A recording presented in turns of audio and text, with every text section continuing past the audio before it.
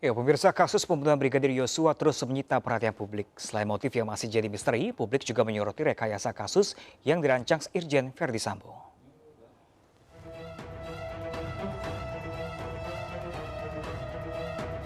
Kapolri Jenderal Listio Sigit telah mengumumkan 4 orang tersangka kasus pembunuhan Brigadir Joshua Huta Barat.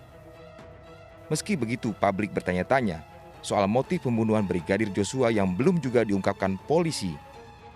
Tak hanya soal motif, sejak awal publik juga menyoroti kasus ini karena banyaknya kejanggalan.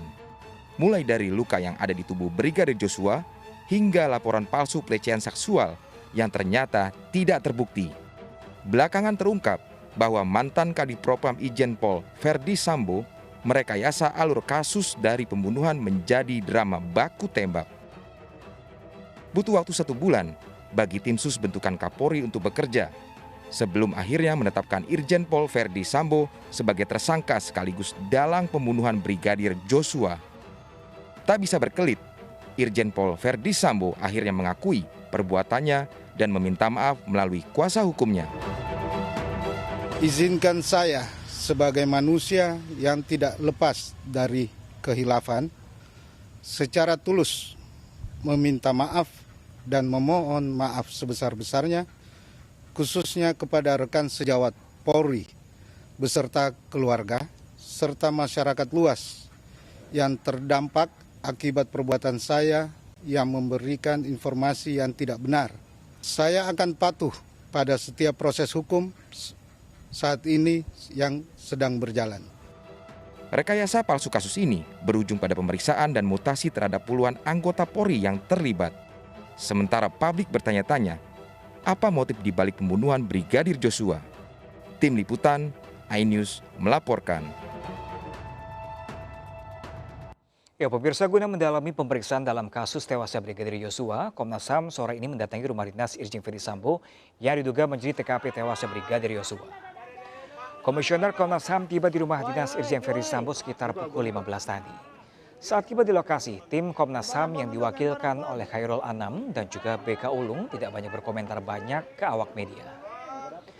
Didampingi tim dari Inafis Baris Krim Polri, Komnas HAM akan mendalami kasus tewasnya Brigadir Yosua yang diduga terjadi di rumah dinas Duren 3.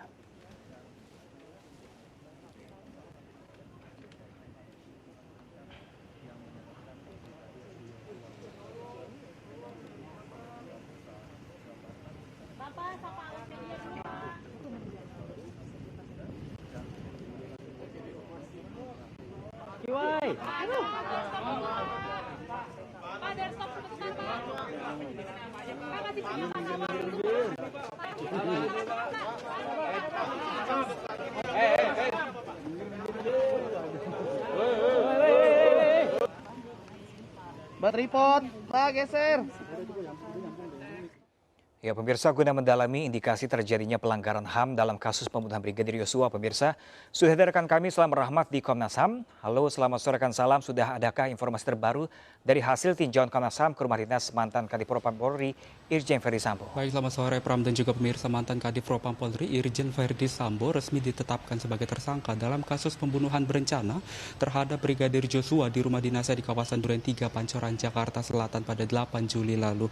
Dan pada Jumat minggu lalu, Komnas HAM juga telah melakukan pemeriksaan terhadap Verdi Sambo di Makobrimob Kelapa II Depok, Jawa Barat terkait dengan peran Verdi Sambo dalam kasus pembunuhan berencana tersebut, yang mana Verdi Sambo juga mengakui sebagai dalam kejadian tersebut dan juga serta adanya bukti rekaman percakapan antara Verdi Sambo dan juga istrinya yang mana ini mempengaruhi adanya pembunuhan berencana terhadap Brigadir Joshua.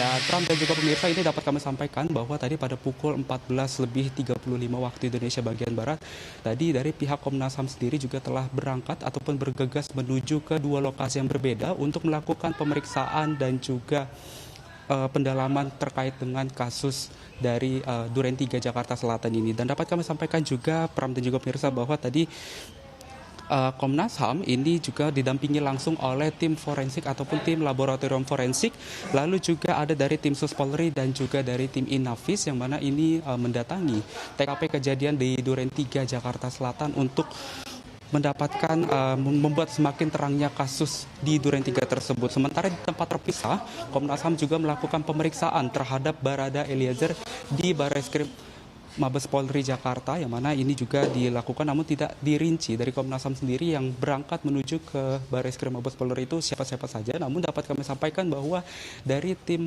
Komnas HAM yang menuju ke Duren 3 Pancoran Jakarta Selatan ini ada dari Muhammad Hoirul Anam dan juga BK Ulung Hapsara selaku Komisioner Komnas HAM. Dan dapat kami sampaikan juga bahwa tujuan Komnas HAM mendatangi tempat kejadian perkara tersebut lantaran terindikasi adanya pelanggaran HAM dalam kasus tersebut. Dan Komnas HAM juga berfokus pada obstruction of justice, yang mana ini adalah segala bentuk intervensi atau menghalangi proses hukum. Sementara itu dapat kami sampaikan juga Pram dan juga pemirsa bahwa untuk pemeriksaan terhadap Putri Chandrawati ini juga masih dalam proses pengkajian lebih lanjut oleh tim Komnas HAM, lantaran hingga saat ini kondisi dari Putri Chandrawati ini masih terguncang, dan saat ini Komnas HAM juga tengah mendalami kasus yang terlibat dari Putri Chandrawati ini bersama dengan Komnas Perempuan dan juga komisioner dari Komnas HAM sendiri, yakni dari Sandrayati Moniaga. Pram. Ya baik, Salam Rahmat melaporkan langsung dari Komnas HAM Jakarta. Terima kasih rekan Salam. Sementara itu pemirsa, tersangka Irjen Verdi Sambo diduga mempunyai rumah singgah di Magelang, Jawa Tengah. Rumah tersebut menjadi lokasi terakhir yang dikunjungi rombongan sebelum kembali ke Jakarta hingga peristiwa pembunuhan Brigadir Yosua. Sebuah rumah mewah di kompleks perumahan eksklusif di wilayah Mertoyu dan Magelang, Jawa Tengah ini diduga merupakan rumah milik tersangka Irjen Verdi Sambo. Kompleks perumahan dijaga ketat petugas keamanan, tidak sembarang orang diizinkan masuk ke dalam perumahan. Di rumah tersebut, Irjen Verdi Sambo beserta rombongan diduga singgah saat di Magelang sebelum tewasnya Brigadir Joshua di Jakarta. Ketua RT setempat mengaku hanya mengetahui rumah tersebut milik mantan Kapolri Jenderal Idam Aziz. Namun Ketua RT sempat mendengar banyak warga yang membicarakan rumah singgah tersebut justru milik Irjen Verdi Sambo. Pada waktu nang masjid itu kok, sebulan itu kuwi cuma Pak Sambo itu nang kono. Itu berarti warga baru tahu ya Pak? Iya kan. Rasanya di masjid itu ya Pak ya? Iya, orang kan udah kejadian itu loh. Iya. Di mandi. Warga kok bisa tahu Pak infonya dari mana Pak? Siapa? Warga kok bisa tahu? Iya kan warga di masjid itu kan banyak orang toh Pak. Iya. Kronologi kasus kematian Brigadir Joshua diduga bermula dari kejadian saat di Magelang, Jawa Tengah. Kejadian yang disebut di Magelang, Jawa Tengah yang diduga memicu amarah Irjen Verdi Sambo hingga merencanakan pembunuhan Brigadir Joshua. Dari Magelang, Jawa Tengah, Puji Hartono, iNews melaporkan.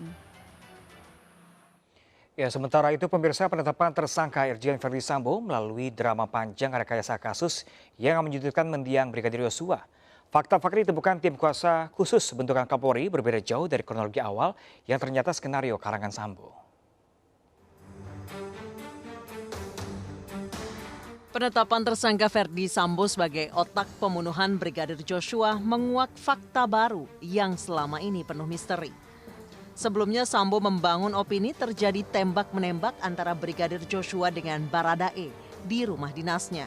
Namun ternyata fakta penyidikan berbeda jauh dari kronologi awal yang ternyata skenario karangan Sambo.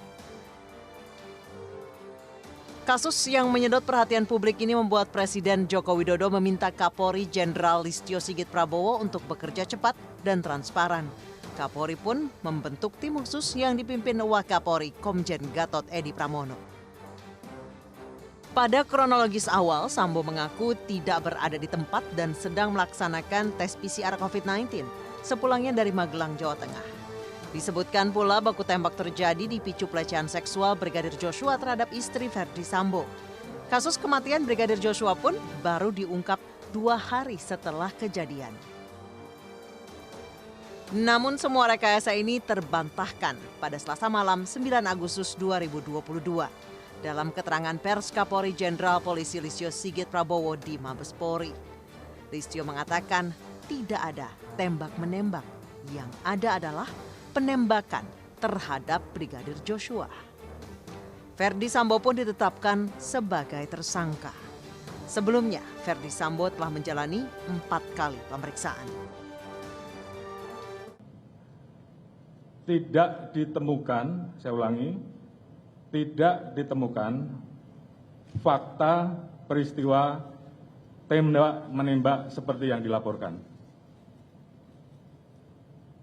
Saya ulangi, tidak ditemukan fakta peristiwa tembak-menembak seperti yang dilaporkan awal. Tim khusus menemukan bahwa peristiwa yang terjadi adalah peristiwa penembakan terhadap saudara J yang mengakibatkan saudara J meninggal dunia yang dilakukan oleh saudara RE atas perintah saudara FS. Sebelum Sambo ditetapkan menjadi tersangka, puluhan personel BRIMOB mendatangi 3 rumah di waktu bersamaan. Rumah dinas Ferdi Sambo di Jalan Duren 3, rumah pribadi di Jalan Saguling, dan rumah mertua Ferdi Sambo di Jalan Bangka 11, Jakarta Selatan. Tim menggeledah rumah pribadi untuk mencari barang bukti keterlibatan Sambo. Tim membawa 1 box yang diduga barang bukti, kemudian dimasukkan ke dalam mobil taktikal BRIMOB. Atas perannya mengotaki pembunuhan Brigadir Joshua, Sambo dijerat pasal 340, subsidiar pasal 338, dan pasal 58 KUHP dengan hukuman pidana maksimal, hukuman mati, penjara seumur hidup, atau selama-lamanya 20 tahun penjara. Selain Sambo, polisi juga menetapkan 3 tersangka lain, yaitu Baradae, Bribka R, dan KM.